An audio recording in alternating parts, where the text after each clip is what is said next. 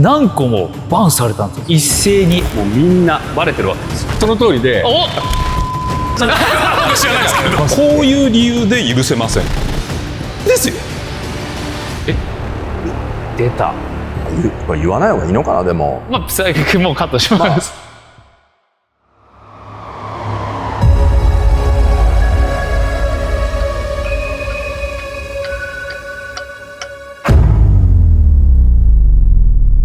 Taking it minute by minute, becoming the hero I came to become. Knowing I do what I do when I do it, I ain't gonna stop till it's done. Can't never fool me, I got all it takes. I'm gonna stick to my guns, never be losing my cool. I'ma stay where I am when the rest of them run. I'ma burn it to the ground like a flamethrower. I'm addicted to the buzz like a chain smoker. Keeping the pace of the race, I'ma chase who I am. I'll be blowing the horn. I see the infinite possibilities, cause I'm in the eye of the storm.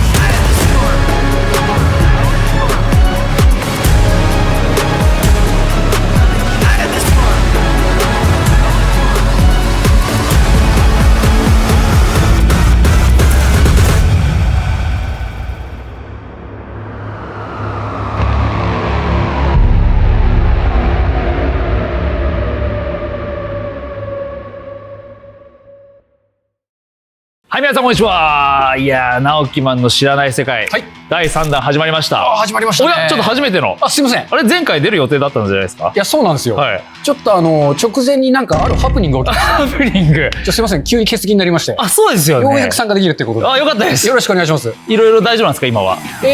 何がですか。まあまあ大丈夫ということです。まあはい、軽いグレートリセットが起きましたけど。あ、起きまして。で、まあリセットして気持ちもリセットして、で、ようやく参加できるということですよね。気づいたらこんな怪しい現場に。そうですね。これ黒すぎないですか、部屋。こんな黒出ます？ちょっとサブ MC 的な感じで立ち回ってくれます。失礼します。中丸くんですね。はい、中丸です。今日はよろしくお願いします。お願いします。で、ちょっと今日もヤバヤバゲストなので、はい、ちょっと紹介お願いしていいですかね。承知しました。はい、それでは一人目のゲスト、はい、俳優の桜田通さんです。お願いします。お願いします。いや、僕も話聞いてて思ったんですけど、はい、僕中丸さん実は以前作品でご一緒させていただいてるんですよ。はい。2回目の共演、これってどういうことですか？振り幅すぎる。ドラマかなんかですか？ドラマですね。ドラマでご一緒したんです。世の中でだから何が起きるか分かんないですよね。そうですね。はい。僕自身も今日はちょっとグレートリセットってことで。ね、そうですよね。だってネットフリックスとかに出られて。そうですね。作品は出させていただいてます。そんな俳優さんがこんな現場にいていいんですか？分かんないですよ。何かあったら責任取ってください。いや、もう任せてください。まあね、ここは結構仲良くプライベートでは。そうですね。なのでも今日は勉強というか、いろいろやっぱ知識すごい皆様だと思うので聞かせていただきたい。ちょっとここは一般人目線で言いましょうか。ちょっとここは今日は皆さんの目線に立ってお茶の間の見学させていただけたらと思います。よろしくお願いします。続きまして、トゥーランド Vlog の佐野さんです。よろしくお願いいたします。お願いします。お願いします。いやー、サム君、はい、どうですかこの現場。もういろいろね、これまでの動画見させてもらって、いろんなパターン想定してきたんですけど、もう来た瞬間全部吹き飛びました。メンバーやばすぎるでしょ。僕メンバー伝えてなかったでしたっけ？はい。どうですかここで神話いけますか？僕神話とかいろんなボールを考えてきたんですけど、投げれる気しないです今。頑張って投げます。今のところね。肩外れても投げます。本当ですか？はい。ちょっとここに来るとみんな身を削ってやばい話をしてくれるんで、まあ怪我のないように。はい。はい。みんなで楽しんでいきましょう。そうですね。お願いします。お願いします。続きまして、国際情勢アナリストの及川幸久さんです。お願いします。よろしくお願いします。いや、どうですか及川さん最近は。今この収録してるこの最中では、選挙が忙しいです。あ、そうですよね。そうですね。今日大丈夫だったんですか？ちょっとあったんですけどずらしました。ありがとうございます。でも今世の中は結構面白い感じに動いてるじゃないですか。いやもう選挙と陰謀論がオーバーラップしてきたでしょ。だからちょっと海外の流れが遅れて日本にやってくるっていうのは。そう、大体週遅れ、まあ2、3年遅れで来るんですけど。ちょっとその辺の話も後ほど。わかりました。はい。続きまして、学天則の奥田修二さんです。どうもお願いします。お願いします。ありがとうございます。いやいや。奥田さんね、アベマで一回ご一緒させていただいて。知識が本当にすごい。いや、まあ全然好きっていうのがあるんで、そういう、ゴシップ的な、都市伝説的なですよ。だからその、お声掛けいただいたのはすごい嬉しかったんですけど、ちょっと聞いてた感じじゃない。なんでそういう。これ大丈夫ですかこのメンバーは。いや、私この後アメトークなんですよ。振り幅ある。スイッチの切り替えがむずすぎる。ね、この延長で向こう行ったら終わるんで。かなりリセットしてあちら行かないとあかんですけど。みんなちょっとグレートリセットを今日はここででも出せる分全部出して。ありがとうございます。やりたいと思います。嬉しい。よろしくお願いします。お願いします。続きまして、国際ジャーナリストの山田俊弘さんです。お願いします。お願いします。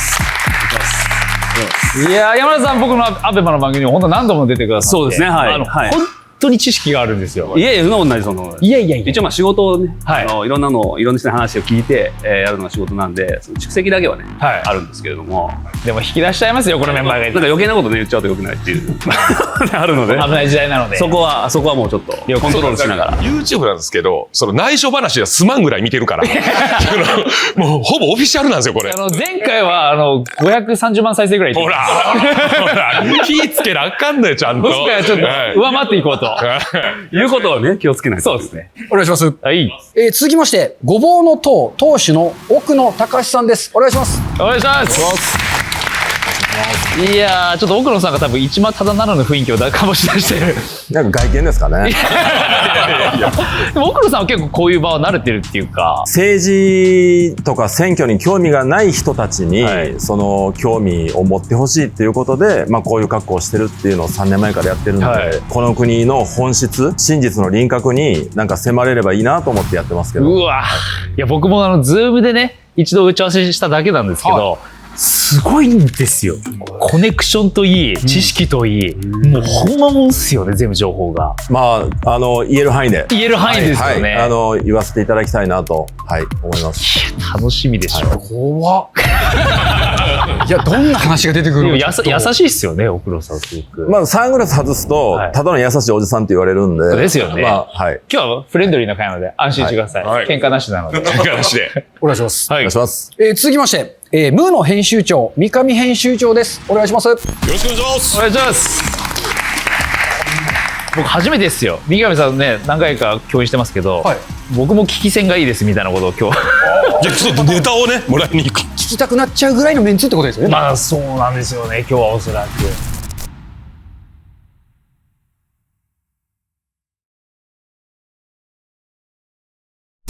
一応ね、今日6名のスピーカーということでサイコロを回していくんですけど、今日収録日7月17日、はい、選挙の3日前ですよ。今めちゃくちゃ熱いんですよ。参政党の飛躍、そして参政党を叩く勢力、そして一昨日あたり出てきたロシアのボットアカウント。何それ？知らないですか？ちょっと山田さんそっちの感じいいですか？いや、ロシアのボットアカウントっていうのはもともと2016年の大統領選の時にアメリカの IRA っていうインターネットリサーチエージェンシーっていうサンクトペテルブルクっていうロシアにある地域にあった会社、そこがトランプ大統領を勝たせるために一応いろんな工作をやったと言われてましてですね。で、ロシアボットっていうのはそれからずっと有名で FBI とかいろんなところがやってる。それでX とか Facebook とかが政府から叩かれるっていう、そういう同情はもともとあったという中で、そのボットを作って、要するに偽アカウントを作って政治工作をしてくるっていうのが今日本に来てるんじゃないかというのが今回の話で。で、あれですよね、本当20数万人ぐらいいる X のアカウントが何個もバンされたんですよ、一斉に。ボットやったんやっていうことですよね。そうなんですよ。で、彼らがある意味ちょっとその参政党を押すような、国民党とかも押すような感じのメッセージ、要は自民党を批判して、で、そこにみんな結局本当だと思うから、あ、本当だったんだ感じで、どんどん自民党離れが加速して、今分断が起きてるみたいな流れを作ったんじゃないかって言われてるんですよ。ああ、そうなんですね。でも実際はどうなんですか、山田さん。いや、だから実際は僕はだから、参政党が何か政治に影響を及ぼそうとしてるのはもちろんあるのかもしれないですけど、それはそうですね、選挙なんで。ただ、僕自民党が参政党が危ないっていう工作もしてると思うんですよ。確実に。はい、で、そこにはもしかしたら自民党からお金もらってる人が関わってるかもしれないし、と思いますし、多分皆さんあまり言わないですけど、多分よくその通りです。その通りで、身を削ってくれる人現れました。僕知らないですけど。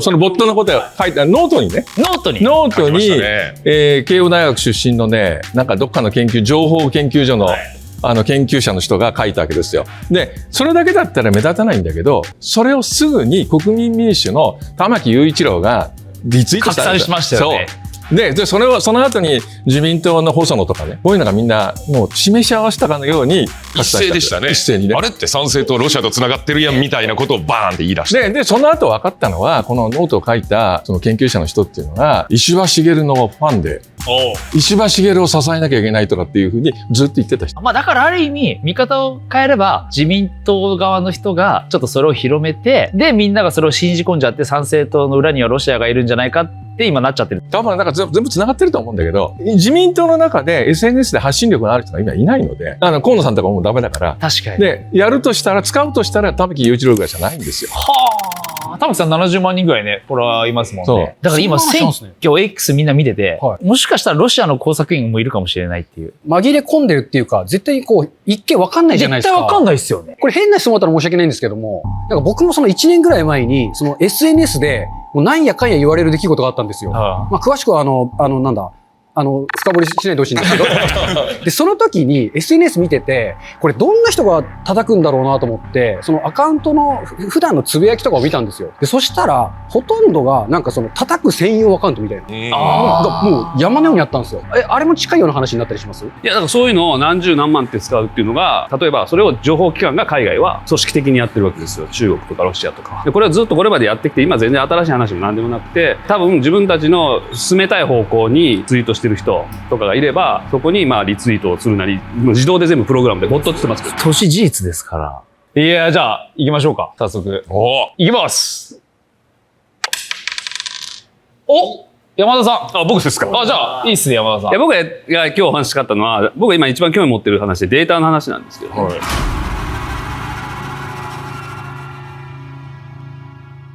まあ、僕らはデータって言うとね、まあ、21世紀の石油だとかなんとかっつってこう教科書通りではね言われてるんですけど、確かにそのデータって非常に大事で、僕たちがまあ持ってるデータっていうのはほぼほぼ全て CIA とかいろんなところに当然もう吸い上げられてるわけですよ。でまず一個ね、自分たちがデータを守らなきゃいけない、ああしなきゃいけないとかって言ってる話あるんですけど、実はもうそんな次元に今なくて、人類史上最も多分監視しやすい世の中になってるので、例えばスマホですよね。皆さんスマホ持ってると思うんですけど、多分ね人口80億って世界で大体60億ぐらいインターネットにアクセスできるんですけど、そのうちのほとんどがスマホ持ってるんですよ。でスマホを持ってる何が重要かというと、もうそこからデータが全部取れるので、スマホを作ってるとこどこですかって、まあ、中国のところがね勢力上げてきてますけど、大体 Google か Apple ですよね。これアメリカの企業ですよね。ということはサーバーアメリカに行くんですよ、情報が。でいろんなとこ置いてますよ。シンガポールに置いてるとか言ってますけど、結局全部そこに情報行くので、私たちが隠れようが何しようがもうみんなバレてるわけですよ。でしかも昨日ね、例えば何食べたとか先週何食べたとかっていうね考えていくと思い出せないんですよ、僕ら結構。思い出せない。だけどもうスマホ見れば全部わかるわけで、だから自分たちよりも多分もしかしたらその情報を吸い上げてる人たちは自分たちのことを知ってるので、知ってるね。だから工作しやすいんです、めちゃくちゃ。でだからそれは怖くて、でそれこそ情報機関の人とか NSA っていうね、国家安全保障の局の人は一緒に僕大学時代研究一緒にしてた人とか、そういう人たち当時から言ってましたけれども、スマホでも今電源を落としたりしてももう完全にね逃げ隠れすることできないんですよ。どうやって抜いてるんですか？これね BLE っていうのがあって、Bluetooth ローエナジーっていうのがあるんですよ。BLE って言われて Bluetooth のローエナジーってやつなんですけど、皆さんスマホ電源切ってもずっと Bluetooth すごい微弱の電波が出続けてる。出てるんですね。で例えば、あそこスマホありますけど、誰かこう忘れていくとしますよね。で自分の iPhone 探すとかってやるじゃないですか。あと AirTag ってやるありますよね。あれってなんで見つけられるかというと GPS じゃないですか？全然違うんですよ。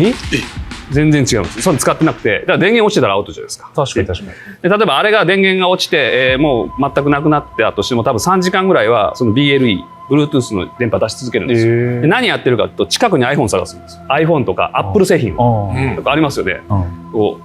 で iPad とか見つけたら、そこにまず繋がるんですよ。これ繋がるんですか？繋がってくる、勝手に。で誰も自覚ない。今じゃあ繋がってるんですか？で多分そっちが探そうってことになったら繋がります。で繋がる状態に今いますよね。で実際ここ見たら出てくるじゃないですか、iPhone の。確かにエアドロとかでもね、全部そんだけ人数いったらいっぱいポコポコで電源切ってるから関係ないんですよ。繋がってて、で結局何やるかというと、そこに探して、今度はここに入ったんですけど、ここはもしインターネット繋がってなければインターネット繋がってるとこ探すんですよ。これがで次じゃあ別の人の携帯か AirTag か探して、そこに繋がっていくんですよ。でそこでずっとそれを数珠つなぎにやっていって、で最終的にインターネットと繋がってるデバイスからいわゆる中央に情報を上げるんですよ。でそれがアップルのサーバーなんで、アメリカに全部動くんですよ。じゃあ日本1億3000万弱、みんな大体ネットに繋がってて持ってるじゃないですか。ほぼ9割9割もう僕たちが全員雲の巣のように繋がって完全にピーって送ってる。で自分たち全く気づいてないし許可もしてないでしょ。ですけどこれがもう今の現実で、じゃあこのデータを誰がどう使えるかって情報機関の人たちですよ。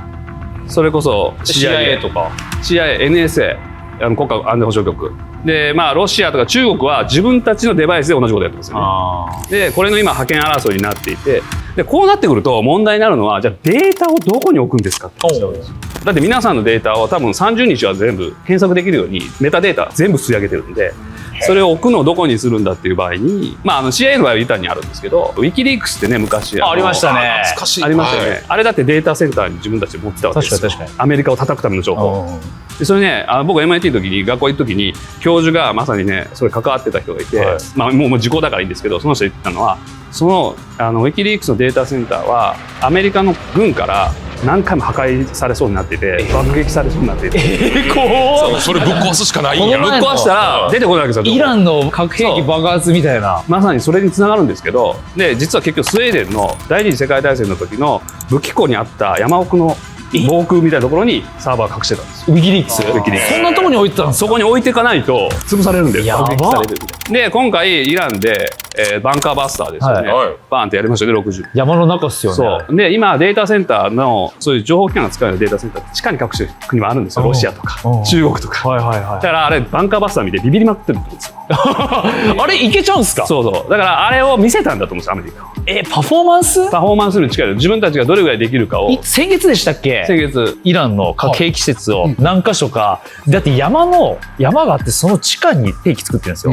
何これ貫通させて山を。でまあイスラエルとイランの戦争の話なんですけど、イスラエルがまず防空網をサイバー攻撃と爆撃で、スパイが中に国内に入っていって防空壕を中からドローンで全部潰すんですよ。これモサドでスパイがねやるんですけど、でそれでお膳立てをして、そこに B2 っていうアメリカの戦闘機がアメリカから飛んできて36時間で、そこにバンカーバスターっていう60メートル落とすっていう60メートル地中で、通気口が2箇所あって、1箇所ずつに全部で12発落としたんですけど、でそれでボコボコにしたんですよ。やばくでこれをアメリカがやったっていうのはやっぱロシアとか中国とかもビビり上がってままってて、一個大きいのはデータセンターなんですよ。今言ってるでしょ、貿易交渉いろいろやってたり、関税交渉いろいろやってますけど、そんなのこちら側が何か言った、石破さんが表向きに何か喋ったとかっていうのは、これアメリカにとってどうなんですかとかって言い過ぎじゃないですかって言ってるけど、そんなのプライベートで何喋ってるか全部分かってるんで、確実に分かってます。それは。で先ほど言った通りで、インフラがだって全部アメリカのもんでしょ。そ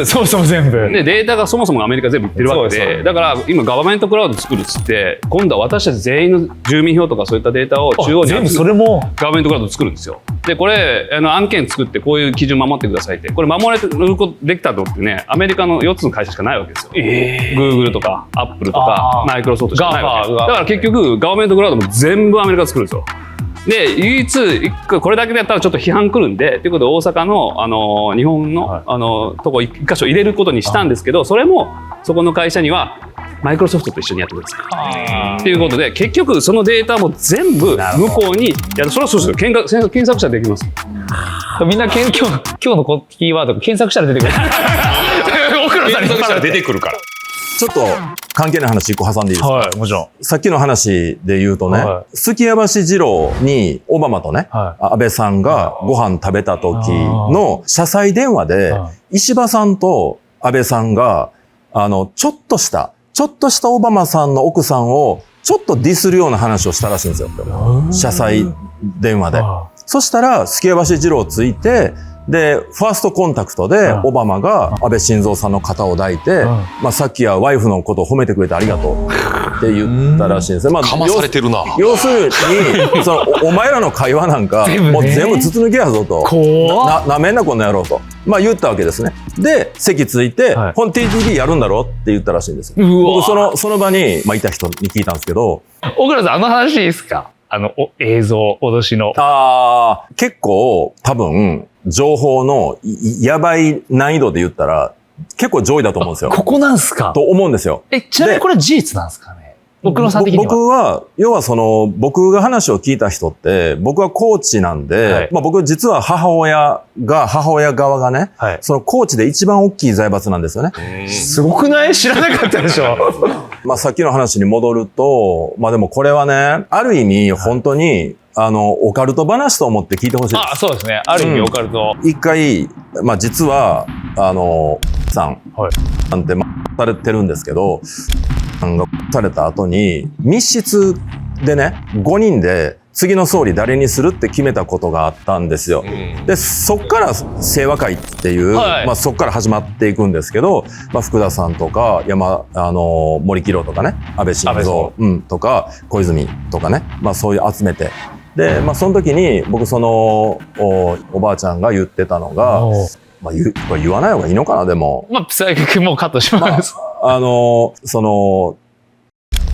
さんがどういうふうにされたのかっていうことを言ってましたよ。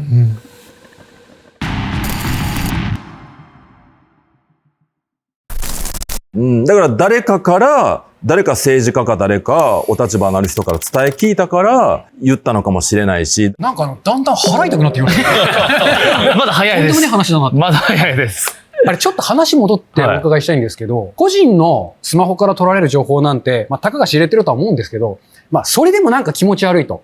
これ防衛策って何かあったりするんですか？だからもうそこに載せないことですよ。都合の悪い情報は。だから常に見られてるっていう感覚でないとダメだっていうことを。でも CIA とかってことですよね。情報見てる人たちはね。だからCIA に見られてるぐらいの意識で。そう、メディアの人は絶対ないですよ。ちょっと、なんか、こういう YouTube 歴史とかやってて、たまにちょっと、どこの筋の人かなみたいな人が、情報みたいなのを渡そうとしてくれる時があるんですよ。で、何者か分かんないですけど、情報めちゃくちゃ知ってて、で、話そうって言った時、絶対お風呂で話そうって言ってたんですよ。その理由は今分かりました。もう言ったら、お風呂なら、盗聴されてない。盗聴されないってことなのかなと思ったんですけど、お風呂持ち込まないだろうし。銭湯とか。そういうのって何か注目してる人の足を引っ張ろうとして、常にこの人をチェックしてたら、何か言った時にその情報を拾えるのはわかるんですけど、例えば特定の言葉だったり、そういうことを発することによって、監視対象になる場合とかもあるんですか？っていうのもなんかもう情報が膨大すぎて、確かにじゃあ僕が直木マンさんの何かを知ろうと思ってずっと聞いてれば、言ったってなりますけど、世の中ってすごい人がいるじゃないですか。これは、石原慎太郎とかが、記者会見で、記者の前でも言ってますけど、青森県の三沢基地に、エシュロン。エシュロンね。はい。神の耳って言われた、エシュロンっていう、今はまた、もっともっと進化してると思うんだけど、衛星からネズミのおならが聞こえるとか。そうなんですか。レベルまでいってるんですよね。ネズミおならするんですか？俺らですらそんな制度なんですか？だから、今おっしゃったように、ある言葉に反応するとか。キーワードがね。日本がそもそもね、自衛隊とか防衛省が、そういう、防聴システムに参加してりゃいいけど、エシュロンの頃は、入ってたんですよ、日本。もともと。今、5Ys になって、日本入ってない。入ってないですよね。だからこの情報を共有してないし、だからアメリカの方から、あまりにも脆弱だから、なんとかしろと言われて、はい、わかりましたって言ったら全然改善できなくて、で、もう一回、なんとかしろ。もう全部中国と筒抜けだぞって言われた後に、正直。あの時暗殺ってことですか？だからあれはね、どうなのかなって。そういうのあるんですいろいろね。みんなうつむき始めいや、思った。俺みんな振ろうと思ったら全員下向き始めて。ちょっと話がえぐいんで、ちょっと都市伝説箸休めしたいんですけど、さっき三上さんがおっしゃってた5 eyes あるじゃないですか。僕、盗聴とかそういう情報を集めるものと AI ってすごく相性がいいと思うんですけど、AI って僕らがじゃあ一般で使ってるレベルってチャット GPT とかになってくるじゃないですか。ああいうものとはもうちょっとレベルが違う AI がもうすでにあって、5 eyes とその AI がもう友好条約を結んでいるって話をちょっと聞いたことがあって、僕らって何かを選択してるように生きてるように思ってるけど、もうすでにちゃんとその AI に選択させられてるとか、誘導されてるってところをうまく組み合わせることによって、その盗聴もそうだし、情報操作っていうのってやっぱ簡単に行えるように今なってんのかなってちょっと思ったんですけど、その5 eyes 周りをちょっともうちょっと聞きたい自分もいるんですけど。5 eyes なんかで、例えば NSA なんかで何やってるかっていうと、シミュレーション？シミュレーション？だから戦争の。これは多分防衛省もね、毎日のようにやってるだろうけど、コンピューターの中では毎日核戦争が起きてる。やってるんだ。第三次世界大戦。そのための情報収集及び活用っていうのは大きいと。個人のマインドコントロール以上に。でもやってるでしょうね。この前トヨタのね、なんか車新しく作った時に、その何千周もテストコースを走らせて、でブレーキがどれぐらいで摩耗するとか、そのどこが壊れるのかっていうのを絶対テストするじゃないですか。でもそれを今コンピューターの中でやる技師がいて、その人とこの前ご飯食べたんですね。そしたらもう寸分たがわず、もうほとんど同じ結果になるから、もうすげえ。だから実際の車を走らせなくっても必要ないんすね。もうそのコンピューターの中でどこが壊れるみたいなことがもう分かっちゃう。その精度。もうだから実際にテストコース走らせることなくなると思うんですよねって言ってて、ほぼ一緒なんで。やば。だからそしたら将棋とかね、オセロとかチェスっていう話じゃなくて、本当の戦いも当然シミュレーションできますよね。もう先手打てちゃいますね、それやれば。そう実現したら逆になくなる可能性ないですか？逆にやらそうもうこれで何回やっても結果変わらへんにやったら、やる意味もう負けましたっていうその各国がそれやってね、もう大口やるみたいな。結果しないと思う。それはおもろい。いや、まあそう、だから今回イランの核実験のやつも、もう前々から、今の NSN トップの前の人が、ポール中曽根さんつって日系の方なんですけど、沖縄出身のね、その人がずっとシミュレーション、もうだからもう10年ぐらい前からずっとシミュレーションやってるわけですよ。で、どういうふうに潰すか、これニトロゼウスっていうプロジェクトなんですけど、すでに。だから AI 使って、どういうふうに攻撃するか。だからこそ、まず防空を消して、コミュニケーション網を潰して最先端のステルスが行って爆撃するっていうのはもう何十年前から。じゃあもう台湾有事も当然もう完全そうで、だってそのバンカーバスターって今回落としたやつ、これだって15年間スパイがずっとあそこの核燃料施設どこを落とせば潰れるかっていうのを専属で15年ですよ。ずーっとそれだけやってる人いるんですよ。じゃあ日本の沖縄とかの米軍基地もで今この間僕アメリカ行った時にシンクタンクでいろいろ話聞いてたのはやっぱそうでしたよね。沖縄にやっぱりその戦術的に核がもし有事になった場合に来るっていうことも想定できるんで、それを防ぐためにはどうやるかっていうのを AI に入れながらやってシミュレーションやってるわけですよ。おっかねこれギュッとしたら5分ぐらいになってませんこれ。実はものがありすぎる。出せないな。流せないものが多すぎる。この間イスラエルにハマスが攻撃して、この一連の始まったじゃないですか。始まりました。あれなんでやったと思います？なんで？僕はね陰謀的な目線で見ちゃうとやっぱイスラエルがパレスチナハマスを潰すためにさせて、それは大体新聞とかニュースで言ってる話じゃない。そうですよね。でもなぜあのタイミングなのか。あれハマスの幹部が声明出してるんですよ。攻撃しますって。こういう理由で許せません。なるほど。こういう理由で攻撃しました。なんでやろう。言ってんだ。言ってる。ちゃんと向こうの新聞とかメディアに載ってます。でも日本じゃ一切聞かないですよね。それ多分理解できないから。それはパレスチナ問題とかそれはありますよ。ね、ユダヤとアラブ、それはある。でもちゃんとした攻撃した本人たちがこういう理由で攻撃しました。言ってたんだ。って理由なんだと思います？想像つかんっすね。牛ですよ。出た。牛？はい。なんすか？牛が。モーモーの牛。その牛をごとアメリカからイスラエルに運んできてこれ許せんっていう話。出た。牛だから。ちょっと都市伝説詳しい人たちならわかる。あれですか？あれでね、あなたも詳しいんじゃないですか？予言のやつですか？そうですか。これが赤毛の牛。出た。それ本当なんすか？もちろんユダヤ人はそういう思想宗教なので、それっていうのはもちろん犠牲の死なんだけども、毛はもう本当に一本でも白い毛があったってある。そうなんだ。で5頭。これは旧約聖書の中には律法にこうしなさいで、神殿の清めの儀。神殿の清めの儀って何ってここなんですよ。これはその赤い牛をほふって血液と聖なる水を注ぐんだけども、聖地ってのはもう一つしかない。イスラエルのね。エルサレムのシオンの丘。そこを清めたら何のため？もう始まる。それはたった一つ。第三神殿ですよ。わあ、第三神殿。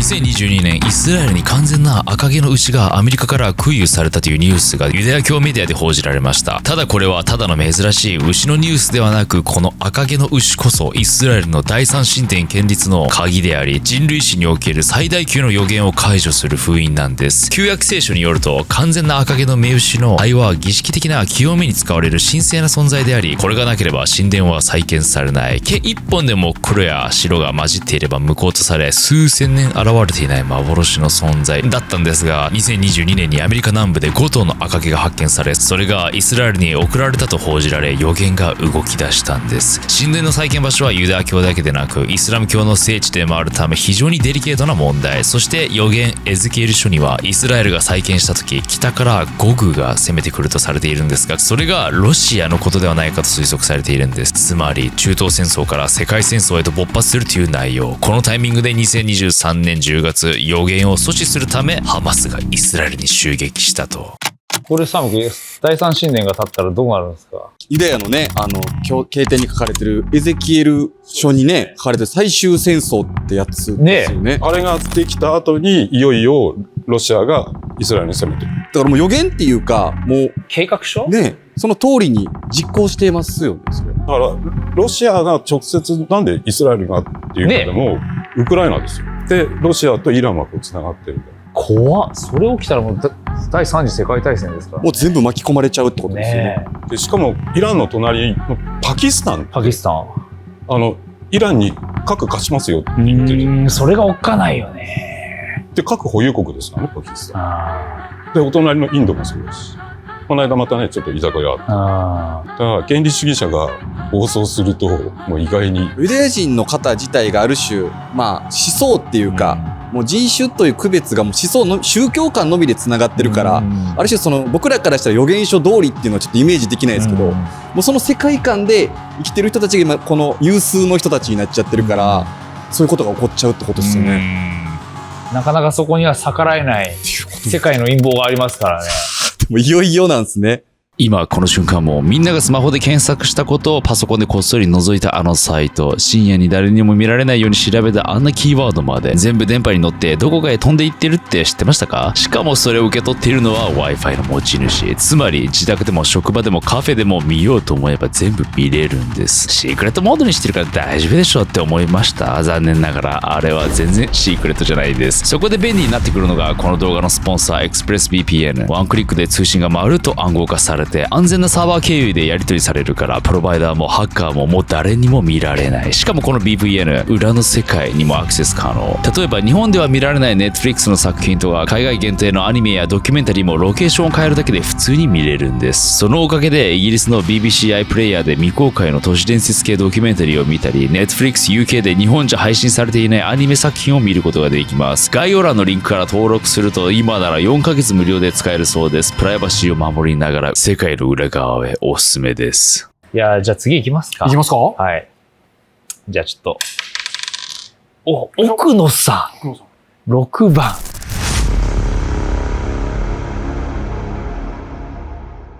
いいっすか、ちょっと。僕は日本ってジャーナリストもコメンテーターも中共の話になるとみんな大同団結して一斉に悪口を言うんだけど、でも実際の問題って一つしかなくて、それは DS って言われるね、ディープステートって言われる存在に日本も支配されてるんだと。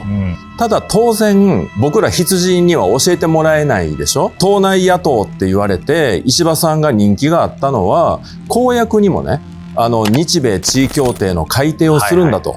だからその策低くしてくれってわしがちょっと言ってくるわと、公約まで掲げてたわけ、だけど内閣総理大臣っていう国のトップになったら日米地位協定の2の字も出てこないと。だから言わせてもらえないわけですよね。この国はね、原爆落とされて戦争に負けて、でもお前らいいやつやから昭和28年に GHQ 引き上げるし、なんか付き合ったらいいやつやからもう自由にやっていいよと。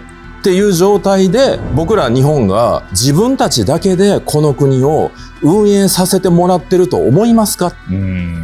そんなわけはないですよねと。そうですね。僕らの憲法と小選国アメリカとの約束、これ日米地位協定って言うんですよと。どっちが上だと思いますかと。だから内閣総理大臣でも決めれないことがあって、おかしいことだらけ。まずメディアですよね。そして政治家がアメリカ側の意向に逆らったら逮捕できる期間が必要だと。で、もう一つは法案と予算がどういうふうに決められてるかっていうのを考える必要があって、要は僕たちが選挙で選べない人たちがこの国の予算と法案を通してるんです。で、予算と法案を誰が決めてんのっていう話があって、例えばね、今の財務省の事務次官さん、でこのさんは財務省の在職中にイェール大学っていうところに留学経験があるんですよ。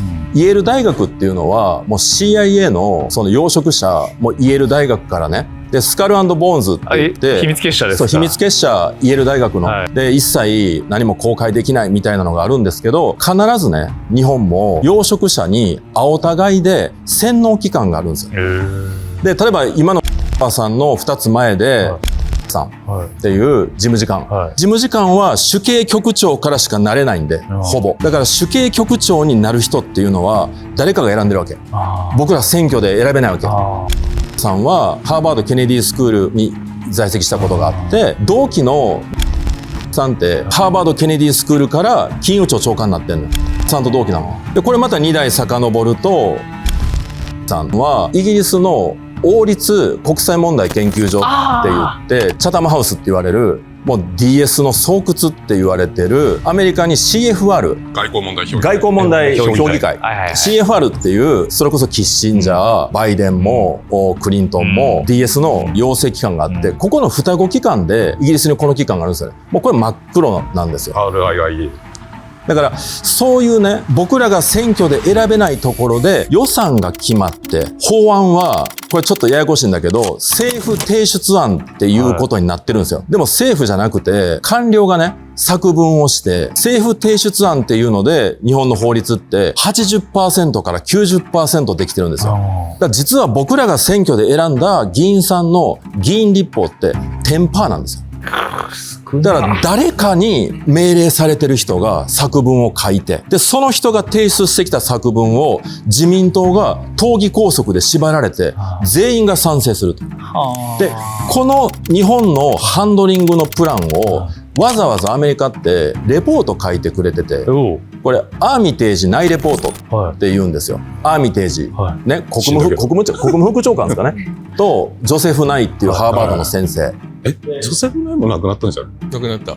でっていう出たジャパンハンドラー小泉進次郎の上司だった人ですね。だからそこで小泉進次郎も出てくるんだけど、日本の総理はバカにやらせるって言った。これが今アーミテージ内レポートっていう日本をどうハンドリングしてるかっていうのの執筆者を今やってて、だからこれも自分たちで調べてください。出てくるんですね。もう本当かどうか調べてやばい。で年次改革要望書って言って毎年10月にこのアーミテージ内レポートに沿って日本側に命令されるんですよ。だから優先民営化しろよとか、あるんだね。とあと日米合同委員会って言って、日米地位協定に基づいて、一部のトップ官僚が2週間に1回60年以上よ、いまだに2週間に1回呼び出されて、日米合同委員会って言ってニューサンノーホテルっていうね、僕らパスポートがないと、でそこ治外法権だから怖いでしょ。2回のうち1回は別の場所じゃないですか。ちょっと僕はそれ分かんないです。月2回で1回はサンノーホテルだけど、もう1回は別のところでやるんで、基本的に相手は軍だから会議じゃない、命令される場で、そこには一人として政治家はいない。いないんだ。年次要望書にしたのを、あれはもう官僚も分かってるからこれ嫌だなっていうのを、じゃあ今年じゃなくて来年っていうことにしようかなっていうぐらいしかできないの、現場は。だから日本にとっておかしいなって思われることも、そこで決まっていくわけですよね。僕ずっと大阪夏の陣冬の陣みたいな言い方をしてて、それは外堀内堀を埋められて、天守閣に火つけられてから泣いても遅いよっていう話をしてて、で何かっていうと、法律を作られたら軍も警察も法律の側につくんで、そうですね。僕らがどんだけ抵抗してもそれは犯罪者になっちゃうでしょ。だからその法案を止めようと思ったら465議席の衆議院で過半数の233は絶対いるんですよ。だからもし来年とか再来年に取り返しのつかない日本のピンチが来るとしたら、みんな喧嘩したらダメなの。本当はね。233絶対いるんで。みんなで協力しなきゃダメなんじゃないって。これはインフルエンサーも含めて。さんは共演者を守るために引いたの。だって番組潰されるから。その人たちの仕事を守るために裁判するっていうことにして引いたの。だから本当のことを発信する難しさと、本当のことを言わなくちゃいけないっていうことで、来年何が来るかっていうと、来ますよ。未来に来る、これ未来に来ますから、中村君。予言ですか？はい。予言なのか。予言というか、もう一度感染症が来るんですよ。感染症。もう一回感染症が来るんですよ。三上さんもなんとなく。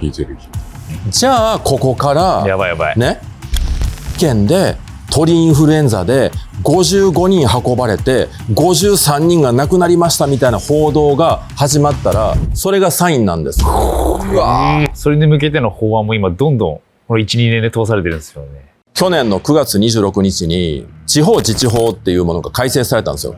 国が県に対して命令できるようになって、だからロックダウンとか都市の封鎖みたいなことが、前回のコロナ騒動は緊急事態宣言とかも、お願いベースだった。でも今回からは去年法律が変わったんで、ロックダウンとかを国が県に指示できるんで、都市が封鎖されるんですよ。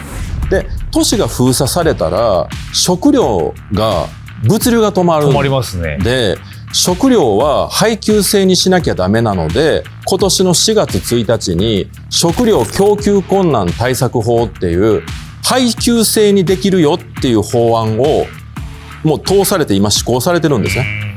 同じ4月1日に今度我々インフルエンサーに対して誹謗中傷したら、それ1週間以内に審議して事業者はそれを止めることができるっていうのが通ったんですけど、去年の7月2日に閣議決定されてるインフルエンザなど対策政府行動計画っていうものが閣議決定されてて、その中に誤情報常時監視条項ってあって、だからまず誤情報かどうか政府が決めて、で誹謗中傷、企業の悪口ね、お菓子メーカーとかの悪口を言ったらあかんということをもう決めててね、4月1日に。